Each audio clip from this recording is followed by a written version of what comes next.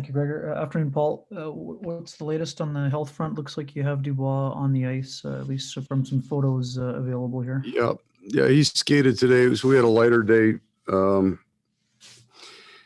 he's back on the ice and not really protecting himself. I don't. I'm gonna have to wait to talk to our trainers today to see where he's at. As of now, I would say I don't have him in tomorrow, but he's heading in the right direction. Nate Thompson skated full today, so he's available now. And I would like to get him back into the lineup for some penalty kill protection. But I like the way the fourth line played last night, so I'm not sure. I think a couple more days on any kind of injury, soft injury, tissue injury that he had helps. So I might delay that. We'll go next to Sean Reynolds from Sportsnet. Go ahead, Sean. Hey, Paul. Connor McDavid, if he gets a point in the next game, will tie Sidney Crosby as the 8th fastest player in NHL history to 500 points. I'm looking at the list of guys ahead of him, and I think Eric Lindros would have achieved that while you were coaching in the league, but his career would have started before you were in the league. Given the perspective that you have for all the years that you've done this, and I'm not trying to harp on your age or anything, but given the perspective you have, can you kind of help explain what we're seeing in a player like Connor McDavid?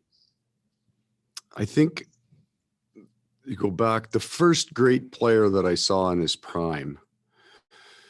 So, Barry Lemieux was playing, Wayne Gretzky was playing, Mark Messier was playing when I got there, but would have been Jaromir Jagr. And he was different than everybody else. He was so big and so strong, and he would invite a defenseman on his back. He'd wait for you to come and hit him and then spin off you. So he's a player that you hadn't seen before. Eric Lindros, that guy was playing basically tier 2 in Detroit. I was coaching with the junior team in Detroit, or in Windsor at the time. We went over and played an exhibition game. They beat us 8-1. I believe he had 6 points. He was just bigger than everybody, and he was 16 years old, and that was kind of true. So Connor McDavid then has that same uniqueness, right? They're just different than everybody else. They come in, they change the game. Other players will try to emulate as they did. Jaromir Jagr had a big impact on the game, but there just isn't anybody with that kind of speed and hands to match. So what I would say about those special players, you couldn't figure out how Wayne Gretzky was able to use the time and space around him and those just to get open, to pull people off, to make those plays. And it's true of all of these kind of guys. They're just different than everybody else. The skill set, the combination of the things they have sets them apart, and they can do miraculous things at a very young age. We'll go next to Paul Friesen from the Winnipeg Sun. Go ahead, Paul. Hey, Paul, back to Pierre-Luc Dubois briefly. Is it fair to say that what he's dealing with is an unfortunate byproduct of the inactivity? And secondly, how kind of big of a setback is this? I mean, it's a short season as it is. How unfortunate is it?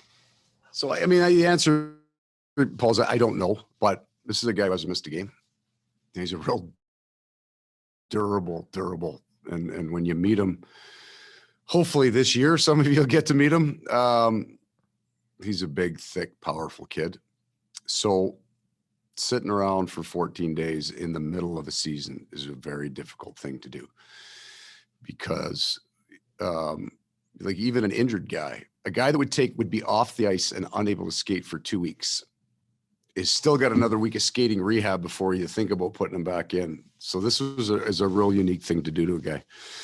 But, we also enjoy the benefits being in Winnipeg of not living in the same kind of fears as some of the other cities they do. So we understand that. I think though at his age, Paul, I think he's going to be able to rebound, and once he feels good again, like he heals, the younger they are, the faster they heal. I think he's going to be just fine with it. But more importantly, we miss him, right? So when from the trade Even going back to Patrick's injury. Patrick had an injury and he sat out, and then we go 2 weeks of quarantine, and now I mean we're missing a pretty important player out of our lineup for, on a relatively speaking, a large chunk of the season because it's so jammed in and it's shortened. We'll go next to Mike McIntyre from the Winnipeg Free Press. Go ahead, Mike. Thanks, Gregor. Afternoon, Paul. You talked yesterday a bit about the Moose, of course, being back and how some young guys can get games in. Just wanted to ask you about a guy like Sami Niku, who seems to be in a tough spot here. I know he would require waivers to go down. Is he kind of stuck in this sort of purgatory here where it's going to be tough for him to get a game and it's just practice, practice, practice? Yeah, that's the role, right? It is difficult. And we have a whole bunch of left-handed guys and not a lot of right-handed guys. And I like what Logan Stanley's done when he's been in the lineup. Yeah, it's a tough spot for him for sure, because he's a good player, and we want to keep as much depth as we possibly can. We're in a little bit of a tougher spot because we have the third goalie on our roster, which changes how flexible we are with that. And that's what happens, right? These guys get into that hole and then they wait for an injury and they wait for their chance, and it can make for some long days for them. We'll go next to Ken Wiebe from Sportsnet. Go ahead, Weber. Paul, how do you see that internal competition unfolding for those guys around that fourth line, and how is that going to change when you have a guy like Nate Thompson kind of knocking on the door ready to return?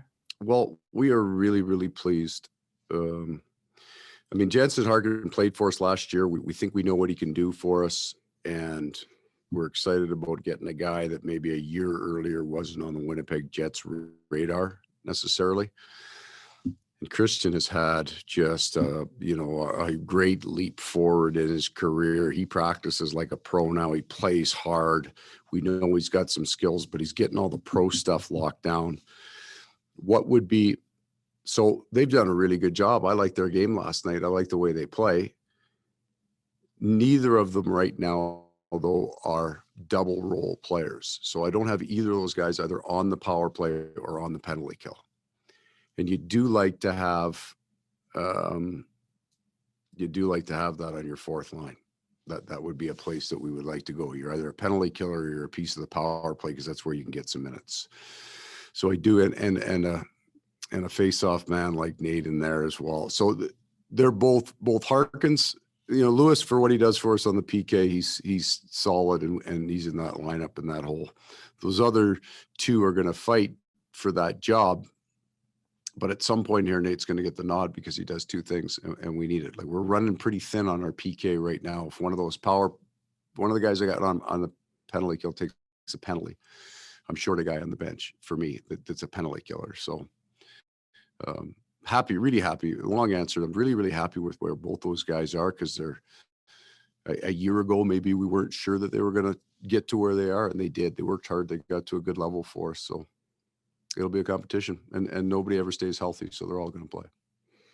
And final question to Kelly Moore from CJOB. Go ahead, Kelly. Hey, Paul, hockey being the what have you done for me lately business that it is, I want to know what the Canadian division is going to do for an encore tomorrow night after the spectacular show all three games put on last night. Well, it depends on who gets a vote on that. If the coaches do, it'll be a bunch of 2-1 games, right?